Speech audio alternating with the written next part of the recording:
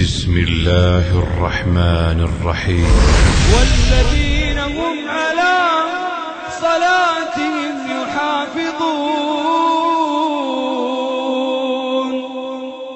أولئك في جنات مكرمون. السلام عليكم ورحمة الله. الحمد لله والصلاة والسلام على رسول الله وعلى آله وصحبه أجمعين. أما بعد.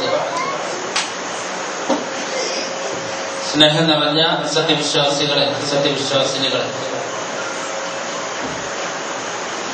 നമ്മളെ ചില പള്ളികളിൽ ചെന്ന് നോക്കിയാൽ നമുക്ക് കാണാം,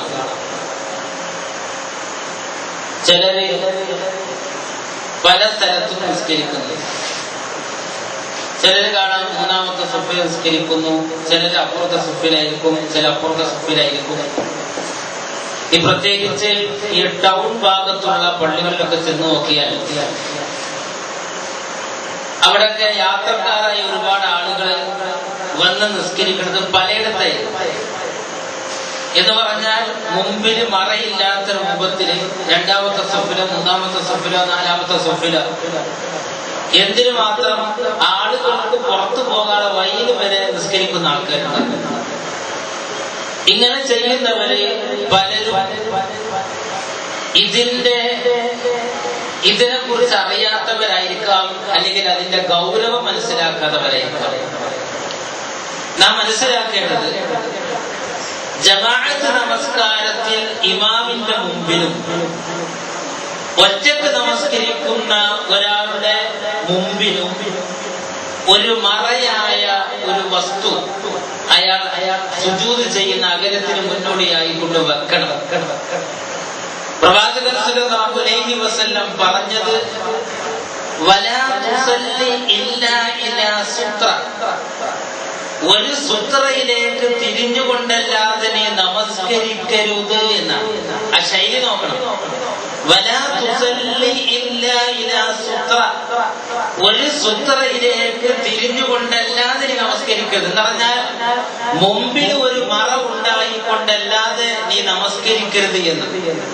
അപ്പൊ അതുകൊണ്ട് പ്രവാചകൻ സല്ലല്ലാഹു അലൈഹി വസല്ലം ആ രൂപത്തിൽ പറഞ്ഞതുകൊണ്ട് തന്നെ നമ്മൾ ഗൗരവത്തോടു കൂടി കാണേണ്ട ഒരു വിഷയമാണ്, നമസ്കരിക്കുമ്പോൾ ജമാഅത്ത് നമസ്കാരത്തിൽ ഇമാമിന്റെ മുമ്പിൽ ഒറ്റക്ക് നമസ്കരിക്കുന്നവരുടെ മുമ്പിൽ ഒരു മറ വേണം. അത് വളരെ ദൂരത്ത് പോരാ, മറിച്ച് സുജൂദ് ചെയ്യുന്ന അകലത്തിൽ വദ്നു മിൻഹ എന്നാണ് ഹദീസിൽ പറഞ്ഞത്. നീ അതിനോട് അടുത്തു നിൽക്കണം എന്ന് പറഞ്ഞാൽ സുജൂദ് ചെയ്യുമ്പോൾ തല വെച്ചാൽ പിന്നീട് തലയുടെ ആ മുൻവശത്തായി കൊണ്ടായിരിക്കണം മറ വരേണ്ടത്. അതുകൊണ്ടാണ് നമ്മൾ നിൽക്കുന്നതിന്റെ 3 അടി അകലത്തിലായിട്ടുണ്ട് എന്ന് പണ്ഡിതന്മാര് പറഞ്ഞത്. അപ്പോ നമ്മൾ നിസ്കരിക്കുമ്പോൾ ഇപ്പൊ ഇവിടെ ഒന്നാമത്തെ സഫിനെ സംബന്ധിച്ചിടത്തോളം ഒന്നാമത്തെ സഫിൽ ചുമര് മറയായിട്ടുണ്ടാവും. അപ്പൊ അതുകൊണ്ട് ഒന്നാമത്തെ സഫിൽ പിന്നെ പ്രത്യേകിച്ച് വേറെ മറ വെക്കണ്ട, ചുമര് മറയായിട്ടുണ്ടാവും. അതല്ലെങ്കിൽ നമുക്ക് എന്ത് ചെയ്യാം, ഒരു കസാര ഉണ്ടെങ്കിൽ ആ കസാരക്ക് പിന്നെ നിസ്കരിക്കാം, ഒരു സ്റ്റൂൾ ഉണ്ടെങ്കിൽ ആ സ്റ്റൂളിന്റെ പിന്നെ നിസ്കരിക്കാം, അല്ലെങ്കിൽ ബാഗ് ഷൂസ് പോലെയുള്ളതുണ്ടെങ്കിൽ അത് മുമ്പിൽ വെച്ച് നിസ്കരിക്കാം, അല്ലെങ്കിൽ മുസ്ഹഫ് വെക്കുന്ന പീഠം അതുണ്ടെങ്കിൽ അത് മുമ്പിൽ വെച്ച് നിസ്കരിക്കാം.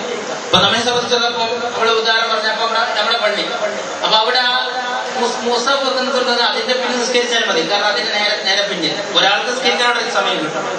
തൂണുള്ള പള്ളിയാണെങ്കിൽ ആ തൂണിന് പിന്നിൽ നിസ്കരിക്കാം. അങ്ങനെ എന്തെങ്കിലും ഒരു ഉയരം എന്ന് പറഞ്ഞാൽ ഹദീസിൽ കാണാം, ഒരു ചാണോ അല്ലെങ്കിൽ 2 ചാണോ ഒക്കെ ഉയരമുള്ള നടന്നു പോകുന്നവർക്ക് അതൊരു അടയാളമാണ് എന്ന് കാണാൻ മാത്രം, അതൊരു വില പോലെ. ഇപ്പൊ ചില പള്ളികളിൽ സ്വപ്പ് നിൽക്കാനുള്ള വിലയുണ്ടാകും, ആ വില കണക്കാക്കിയിട്ട് കാര്യമില്ല, കാരണം ആ വില മതി എന്നുള്ള നിയമം മൻസൂഖാണ്, ദുർബലപ്പെടുത്തപ്പെട്ടിട്ടുണ്ട്. എന്തെങ്കിലും ഒരു ഉയരമുള്ള ഒട്ടകത്തിന്റെ മേലെ ഉണ്ടാകുന്ന കൂടാരത്തിന്റെ പിൻവശത്തുണ്ടാകുന്ന പലക പോലെ ഒരു ഉയരമുള്ള എന്തെങ്കിലും ഒരു വസ്തു മുമ്പിൽ മറയായിട്ട് വേണം. ഇനി അത് അതിന്റെ ഹുക്കുമിനെ സംബന്ധിച്ചാണ് ചർച്ച ചെയ്യേണ്ടതെങ്കിൽ ഒരു നേരെ ചൊവ്വേ പറഞ്ഞാൽ പ്രവാചകന്റെ പ്രയോഗം വലാ തുസല്ലി ഇല്ലാ ഇലാ സുത്ര, നീ മറയിലേക്ക് തിരിഞ്ഞുകൊണ്ടല്ല നമസ്കരിക്കരുത് എന്നും പ്രവാചകനൊക്കെ അതിൽ അതീവ ശ്രദ്ധ കാണിച്ചിരുന്നു, സ്വഹാബാക്കളും അതിൽ ശ്രദ്ധ കാണിച്ചിരുന്നു എന്ന് പറഞ്ഞാൽ മതി. ഇനി അതിന്റെ ഹുക്കുമിനെ സംബന്ധിച്ചാണെങ്കിൽ പണ്ഡിതന്മാർക്ക് അഭിപ്രായ വ്യത്യാസമുണ്ട്. ചില പണ്ഡിതരുടെ അഭിപ്രായം ഷേഖ് നാസുദ്ദീൻ അൽബാനിയൊക്കെ പറഞ്ഞത് വലാ തുസല്ലി ഇല്ലാ ഇലാ സുത്ര, ഒരു മറയിലേക്ക് തിരിഞ്ഞുകൊണ്ട് നമസ്കരിക്കരുത് എന്ന ഹദീസിന്റെ അടിസ്ഥാനത്തിൽ ആ മറ നിർബന്ധമാണ്, മറ വെക്കാതെ നമസ്കരിച്ചവൻ കുറ്റക്കാരനാണ്. അതേസമയം ഷേഖ് ഇബ്നു ബാസ്, ഷേഖ് ഇബ്നു ഉസൈമീൻ, ഷേഖ് സ്വാലിഹ് മുനജ്ജിദ് അങ്ങനെയുള്ള ഷേഖ് സ്വാലിഹ് ഫൗസാൻ പോലുള്ള പണ്ഡിതന്മാരൊക്കെ തെരഞ്ഞെടുത്തത് നിർബന്ധമല്ല, മറിച്ച് സുന്നത്തുൽ മുഅക്കദ, ശക്തമായ സുന്നത്താണ്. അവരതിനെ പറഞ്ഞത് പ്രവാചകൻ സല്ലല്ലാഹു അലൈഹി വസല്ലം ഒരിക്കൽ മറയില്ലാതെ നമസ്കരിച്ചിട്ടുണ്ട് എന്നുള്ളതാണ്. വൽ മുഖ്താറു ഇൻദന, നാം തെരഞ്ഞെടുക്കുന്ന അഭിപ്രായം സുന്നത്തുൽ മുഅക്കദ, അത് ശക്തമായ സുന്നത്താണ് എന്നുള്ളതാണ്. പക്ഷേ അതിന്റെ ഗൗരവം സൂചിപ്പിക്കാൻ വേണ്ടി നാം പറയുന്നു അത് നിർബന്ധമാണ് എന്ന് വരെ അഭിപ്രായമുള്ള പണ്ഡിതന്മാരാണ്. അതുകൊണ്ട് അത് നിസ്സാരമായി കാണേണ്ട വിഷയമല്ല, ഗൗരവത്തോടുകൂടി കാണേണ്ട വിഷയമാണ്. പ്രവാചകന് യാത്ര പോകുമ്പോൾ സ്വല്ലല്ലാഹു അലൈഹി വസല്ലം ഒരു വടി, ഒരു കുന്തം കയ്യിലുണ്ടാകും. ആ വടിയുടെ കൂർപ്പ് ഭാഗത്ത് ഒരു ഇരുമ്പിന്റെ കൂർപ്പുണ്ടാകും. അതെന്തിനാ? ഒരാളെ കുത്താനല്ല, മറിച്ച് മരുഭൂമിയിൽ വെച്ചുള്ള യാത്ര നിസ്കരിക്കണമെങ്കിൽ മറയായിക്കൊണ്ട് കുത്തിവെക്കാൻ. ഇത് നിസ്സാരമായി കാണേണ്ട വിഷയമാണെങ്കിൽ പിന്നെ പ്രവാചകൻ ഈ യാത്രയിൽ ഒരു കുന്തം, ഒരു ചെറിയൊരു ഒരു കുന്തമ്മനെ കൊണ്ടു നടക്കേണ്ട ആവശ്യമുണ്ടോ? മഹാനായ ഉമർ റളിയല്ലാഹു അൻഹുവിനെ സംബന്ധിച്ച് ഖുർറത്ത് ഇബ്നു ഇയാസ് എന്ന് പറയുന്ന വ്യക്തി പറയുകയാണ്, ഞാനൊരിക്കൽ മറയില്ലാതെ നിസ്കരിക്കുകയാണ്. ഖുർറത്ത് ഇബ്നു ഇയാസ് പറയുന്നു, ഞാൻ ഒരു ദിവസം മറയില്ലാതെ നിസ്കരിക്കുകയാണ്. ആ സമയത്ത് ഉമർ റളിയല്ലാഹു അൻഹു എന്റെ കോളറൊക്കെ പിടിച്ച്, എന്നിട്ട് നിസ്കാരത്തിൽ എന്നെ കൊണ്ടു നടത്തിച്ച്, എങ്ങനെ ഈ പൂച്ചക്കുട്ടികളെ പിടിച്ചുകൊണ്ടുപോയി ആ രൂപത്തിൽ നിസ്കാരത്തിൽ എന്റെ കോളറൊക്കെ പിടിച്ചിട്ട് കൊണ്ടുപോയി ഒരു തൂണിന് പിന്നിൽ നിർത്തിക്കൊണ്ട് പറഞ്ഞു, ഇവിടെ നിസ്കരിക്കുക എന്ന് പറഞ്ഞു. അപ്പൊ മറയില്ലാതെ നിസ്കരിക്കൽ ഒരു നിസ്സാരമായ കാര്യമാണെങ്കിൽ ഉമർ റളിയല്ലാഹു അൻഹു ഇങ്ങനെ ചെയ്യേണ്ടിയിരുന്നോ? ഒരാളെ നിസ്കാരത്തിന് ഇങ്ങനെ പിടിച്ചു കൊണ്ടുപോകേണ്ടിയിരുന്നോ?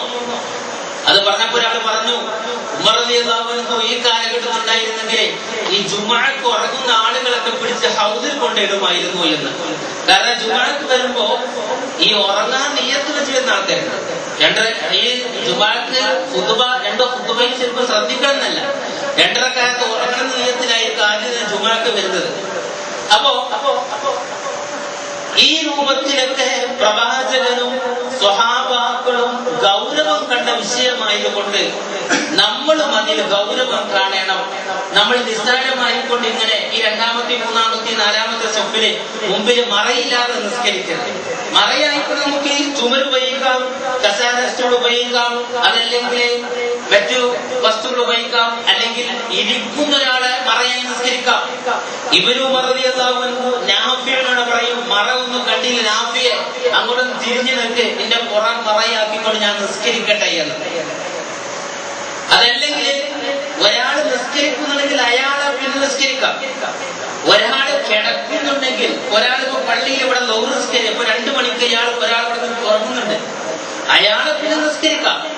അത് മയ്യസ്കാരമായി മാറുന്നില്ല. ചില ആൾക്കാർ അങ്ങനെയാണ്. കാരണം വെച്ചാൽ അഥവാ താൻ കിടക്കുന്ന സന്ദർഭത്തിൽ ഒരാളെ തന്നെ മറയാക്കി നിസ്കരിച്ച പടച്ചോനെ മയ്യത്ത് നിസ്കരിക്കുന്നതാകട്ടെ, അങ്ങനെ ഒരു പ്രശ്നമില്ല. കാരണം ആയിഷ റളിയല്ലാഹു അൻഹ പ്രവാചകന് മുമ്പിൽ മയ്യത്ത് കിടക്കുന്നത് പോലെ കിടക്കാറുണ്ടായിരുന്നു. അതുകൊണ്ട് മയ്യത്ത് കിടക്കുന്ന പോലെ ഒരാൾ തന്നെ കിടക്കുന്ന തന്നെ മറയാക്കി നിസ്കരിച്ചോണ്ട് മയ്യത്തായി മാറുന്നില്ല. അപ്പൊ അങ്ങനെ നിസ്കരിക്കാം. പക്ഷേ ചിലർക്ക് പേടിയായിരിക്കും അങ്ങനെ ഒരാൾ കിടക്കുന്ന ഒരാളെ പിന്നെ നിസ്കരിച്ചിട്ട്, അതുകൊണ്ട് അയാള് ജടവൾക്കി തല്ലുമെങ്കിൽ വെറുതെ തല്ലുകൊള്ളാൻ നിൽക്കേണ്ടതില്ല. അതേസമയം അതിന് വിരോധമില്ല, പ്രശ്നമൊന്നുമില്ല എന്നാണ് ഈ പറഞ്ഞതിന്റെ അർത്ഥം. അതുകൊണ്ട് മറ നാം ഗൗരവത്തോടുകൂടി കാണണം. മറയില്ലാതെ നിസ്കരിക്കുന്ന അവസ്ഥകളെ നാം ഒഴിവാക്കേണ്ടതുണ്ട്. അതിനോട് കൂട്ടിച്ചേർത്ത് പറയേണ്ടത് ഒരു സംശയം, ഒരാളെ നിസ്കരിച്ചുകൊണ്ടിരിക്കുന്ന ഒരാളെ മറയാക്കി നിസ്കരിക്കുകയായിരുന്നു, പക്ഷെ ഒരക്കാലത്ത് കഴിഞ്ഞു പോയേക്കും അയാൾ എണീറ്റ് പോയി. അപ്പോൾ താൻ മുമ്പിലോട്ട് നടക്കണോ എന്ന വിഷയം. ആ വിഷയത്തിൽ രണ്ട് അവസ്ഥകളുണ്ട്. താൻ തന്നെ സംബന്ധിച്ചിടത്തോളം താന് 2 or 3 അടി ഹദീസിൽ അങ്ങനെ തന്നെ കാണാം. അതായത് പണ്ഡിതന്മാർ വിശദീകരിച്ചെടുത്ത് അങ്ങനെ തന്നെ കാണാൻ സാധിക്കും. ഫുത്തത്തിൽ 1 or 2 അടി മാത്രം മുമ്പോട്ട് വെച്ചാൽ മുമ്പിലേക്ക് മറ കിട്ടുമെങ്കിൽ അങ്ങനെ നടക്കൽ നല്ലതാണ്, നിർബന്ധമല്ല. മറിച്ച് അങ്ങനെ നടക്കൽ. ഇപ്പൊ 1ാമത്തെ സൊഫിലായിരുന്ന ആളുണ്ടായിരുന്നത്, 2ാമത്തെ സൊഫിൽ നമ്മൾ നിസ്കരിച്ചുകൊണ്ടിരിക്കുന്ന ആള്, അയാൾ എണീറ്റ് പോയപ്പോ 2 അടി വെച്ചാൽ 1ാമത്തെ സൊഫിലേക്ക് എത്തും. അങ്ങനെയെങ്കിൽ ആ 2 അടി വെക്കൽ നല്ലതാണ്, നിർബന്ധമല്ലെങ്കിലും. അതേസമയം 2, 3 അധികം അടി അവിടെ നിസ്കരിക്കുകയാണ്, അവിടെ നിസ്കരിക്കുന്ന ഒരാൾ പോയി പിന്നെ ഇതുവരെ നടന്നു വരിക എന്ന് പറഞ്ഞാൽ അത് നിസ്കാരത്തെ, അതിന്റെ ആ ഒരു അതവിനെ കാര്യമായി ബാധിക്കുന്നത് കൊണ്ട് അത്തരത്തിൽ ചെയ്യാതിരിക്കുകയാണ് ചെയ്യേണ്ടത്. എന്നാൽ കുറെ ദൂരം നടക്കണമെങ്കിൽ അത് നടക്കാതിരിക്കുകയാണ് ചെയ്യേണ്ടത്. പിന്നെ മറ്റൊരു വിഷയം, നിസ്കരിക്കുന്നവരുടെ മുമ്പിലൂടെ നടക്കലാണ്. അത് വലിയ പാപമാണ്. പ്രവാചകൻ സല്ലല്ലാഹു അലൈഹി വസല്ലം പറഞ്ഞത്, നിസ്കരിക്കുന്നവരുടെ മുമ്പിലൂടെ നടക്കുന്നതിന്റെ ഗൗരവം അറിഞ്ഞിരുന്നെങ്കിൽ 40, ഒരു ഹദീസിൽ 40 എന്നാ പറഞ്ഞത്. പക്ഷെ അതേ വിശദീകരിച്ചുകൊണ്ട് വേറെ ഹദീസ് വന്നിട്ടുണ്ട്, 40 ഖലീഫ, 40 വർഷം അവൻ കാത്തു നിൽക്കുമായിരുന്നു. എന്നാൽ നിസ്കരിക്കുന്നതിന്റെ മുമ്പിലൂടെ നടക്കുന്നതിന്റെ ഗൗരവം അറിഞ്ഞിരുന്നെങ്കിൽ 40 വർഷം കാത്തു നിൽക്കാനും അവൻ സന്നദ്ധനാകുമായിരുന്നു എന്നുള്ളത് നാം മനസ്സിലാക്കരുത്. ഒരാള് നിസ്കരിക്കുകയാണെങ്കിൽ അയാളെ പിന്നിലൂടെ പോകാം, പ്രശ്നമില്ല. അല്ലെങ്കിൽ അയാൾക്ക് മറയുണ്ടെങ്കിൽ, എന്നാൽ അയാൾ നിസ്കരിക്കുന്നതിന്റെ സുജൂദിന്റെ അകലത്തിൽ ഒരു മറയുണ്ടെങ്കിൽ ആ മറക്കപ്പുറത്തൂടെ പോകാം, അത് പ്രശ്നമില്ല. പിന്നെ 3ാമത്തെ വിഷയം, ഒരാൾ മറ സ്വീകരിക്കാതെ നിസ്കരിക്കണം. അയാൾക്ക് അറിയാത്തത് കൊണ്ടായിരിക്കും. അയാളിപ്പോ മറ സ്വീകരിക്കാതെ നിസ്കരിക്കണം. ഉദാഹരണം, ഇപ്പൊ ഒരാൾ അവിടെ വെച്ച് നിസ്കരിക്കണം 2ാമത്തെ സോഫിൽ. അയാളെ സംബന്ധിച്ചിടത്തോളം ആ വാതിൽ, ഇപ്പൊ നമുക്ക് ആ വാതിലൂടെ പോകാമെങ്കിൽ പിന്നെ അയാൾ മുമ്പിലൂടെ പോകാൻ നിൽക്കരുത്, നമ്മൾ അതിലൂടെ പോകണം. അല്ല, ആ വാതിൽ അടഞ്ഞു കിടക്കുകയാണ്, എന്തോ പ്രശ്നം, അത് വാതിൽ തുറക്കാൻ സാധിക്കുന്നില്ല, നമുക്ക് ഇതിലൂടെ പോകാൻ പറ്റുള്ളെങ്കിൽ അയാള് മറ വെക്കേണ്ട സ്ഥാനം ഏതാ? ഈ 2ാമത്തെ സൊഫിൽ നിൽക്കുന്ന ആള് 1ാമത്തെ സൊഫിന്റെ അവിടെയാണ് മറ വെക്കേണ്ടത്. അതിന്റെ അപ്പുറത്തു കൂടി നമുക്ക് കടന്നു പോകാം. എങ്ങനെയാണെങ്കിൽ പിന്നിലൂടെ പോകാൻ സ്ഥലമില്ലെങ്കിൽ അതിലൂടെ തന്നെ നമ്മൾ പോകേണ്ടതുണ്ട്. പിന്നെ ഈ വിഷയത്തിൽ വരാവുന്നത്, ചില ആൾക്കാർ പറയും എനിക്ക് ആവശ്യമുള്ളത് കൊണ്ടാണ്, ഇപ്പൊ വേറെ ഇവിടുന്ന് പുറത്തേക്ക് പോകാൻ വഴിയുള്ളതെന്ന് വെച്ചാൽ ഇയാൾ നിസ്കരിക്കുന്നതിന്റെ ഇടയിൽ കൂടെ, എന്നാൽ നിസ്കരിക്കുന്ന സുജൂദിന്റെ അകലം, അതിന്റെ ഇടയിൽ കൂടെ ഗ്യാപ്പ് ഉണ്ടെങ്കിൽ എനിക്ക് ആവശ്യമുണ്ട് എന്നുള്ള ന്യായീകരണമല്ല. ഇബ്നു മസ്ഊദ് റളിയല്ലാഹു അൻഹു നിസ്കരിക്കുമ്പോ ഒരാൾ തന്നെ മുമ്പിലൂടെ കടക്കാൻ ശ്രമിച്ചു, 3 പ്രാവശ്യം തടഞ്ഞു. എന്നിട്ടും അയാള് വീണ്ടും വന്നപ്പോ ഇബ്നു മസ്ഊദ് റളിയല്ലാഹു അൻഹു അയാൾക്ക് ഒരു ഇടി കൊടുത്തു. മർവാൻ ചോദിച്ചു, ഖലീഫ മർവാൻ ചോദിച്ചു, എന്തിനാണ് ഇബ്നു മസ്ഊദ് താങ്കൾ അങ്ങനെ ചെയ്തത് എന്ന്. അങ്ങനെ കടക്കരുത് എന്ന് അല്ലാഹുവിന്റെ റസൂൽ പറഞ്ഞിട്ടുണ്ട്. ആരെങ്കിലും അങ്ങനെ വീണ്ടും കടക്കുന്നുവെങ്കിൽ ഫഇന്ന മഅകുൽ ഖരീൻ, അവന്റെ കൂടെ പിശാചുണ്ട് എന്ന് റസൂലുള്ളാഹി സ്വല്ലല്ലാഹു അലൈഹി വസല്ലം പറഞ്ഞിട്ടുണ്ട്. അപ്പൊ യുവാവ് പറഞ്ഞു, എനിക്കൊരു ആവശ്യമുള്ളത് കൊണ്ടാണ് എന്ന്. ഇബ്നു മസ്ഊദ് റളിയല്ലാഹു പറഞ്ഞു, ലൗ യഅലമുൽ മർ, നടക്കുന്ന ഒരാൾ അതിന്റെ ഗൗരവം അറിയുമായിരുന്നെങ്കിൽ 40 വർഷം കാത്തിരിക്കുമായിരുന്നു എന്ന് പറഞ്ഞാൽ ആവശ്യമുണ്ടെങ്കിൽ അതുകൊണ്ട് അത് ന്യായീകരിക്കപ്പെടില്ല എന്ന്. കാരണം ആവശ്യമുണ്ട് എന്നാണെങ്കിൽ പിന്നെ അത് റസൂൽ അത്ര ഗൗരവത്തിന് പറയുമായിരുന്നില്ല. എന്നാൽ അതിൽ പ്രത്യേകം വേറെ എടുത്ത് പറയേണ്ടത് അത്യാവശ്യമാണ്. അതേ പണ്ഡിതന്മാർ പറഞ്ഞ ഹാജത്തുൽ മുലിഹ, വളരെ അത്യാവശ്യമായ സംഗതി. അത് ചിലപ്പോൾ ഹറമിലൊക്കെ ഉണ്ടായേക്കും. അപ്പൊ ഹറമിലെ ആൾക്കാരെ മുന്നിൽ നടക്കാവുന്ന ഒരു പ്രത്യേക നിയമമില്ല. പക്ഷെ ഹറമിൽ വെച്ചൊക്കെ ചിലപ്പോൾ അങ്ങനെ നിസ്കരിക്കുന്ന മുമ്പ് നടക്കേണ്ട അത്യാവശ്യം വന്നേക്കാം. അങ്ങനെ അത്യാവശ്യത്തിനാണെങ്കിൽ അവൻ തെറ്റുകാരനല്ല, അത്യാവശ്യത്തിനാണെങ്കിൽ അയാൾ തെറ്റുകാരനല്ല. അപ്പൊ ആ രൂപത്തില് ഈ നിസ്കരിക്കുന്നവന്റെ മുമ്പിലൂടെ നടക്കുന്ന വിഷയം കൂടി നാം ആ വിഷയം ഗൗരവത്തിൽ കാണേണ്ടതുണ്ട്. ഈ 2 വിഷയങ്ങളും അത് നമസ്കാരവുമായി ബന്ധപ്പെട്ട് നമസ്കാരത്തിന് മുന്നോടിയായി കൊണ്ട് ശ്രദ്ധിക്കപ്പെടേണ്ട അല്ലെങ്കിൽ മനസ്സിലാക്കപ്പെടേണ്ട വിഷയങ്ങളിൽ പെട്ടതാണ്. അല്ലാഹു കാര്യങ്ങൾ മനസ്സിലാക്കാനും അതനുസരിച്ച് പ്രവർത്തിക്കാനും തൗഫീഖ് നൽകുമാറാവട്ടെ. നമ്മിൽ വന്നുപോയ ചെറുതും വലുതുമായ പാപങ്ങൾ അവൻ നമുക്ക് പുറത്തു മാപ്പാക്കി തരുമാറാവട്ടെ. നമ്മിൽ മരണപ്പെട്ടു പോയ നമ്മുടെ മാതാപിതാക്കൾക്ക്, നമ്മുടെ ഗുരുനാഥന്മാർക്ക്, നമ്മുടെ നേതാക്കൾക്ക് എല്ലാവർക്കും അല്ലാഹു മഗ്ഫിറത്തും മർഹമത്തും നൽകി അനുഗ്രഹിക്കുമാറാവട്ടെ. അവരൊക്കെ ചെന്ന ഖബറിലേക്ക് നമ്മളും ചെല്ലുമ്പോൾ അല്ലാഹു നമ്മുടെ ഖബറിനെ സ്വർഗീയ പൂങ്കാവനമായി നമുക്ക് അല്ലാഹു മാറ്റി തരുമാറാവട്ടെ. ربنا آتنا في الدنيا حسنة وفي الآخرة حسنة وقنا عذاب النار. آمين آمين برحمتك يا أرحم الراحمين.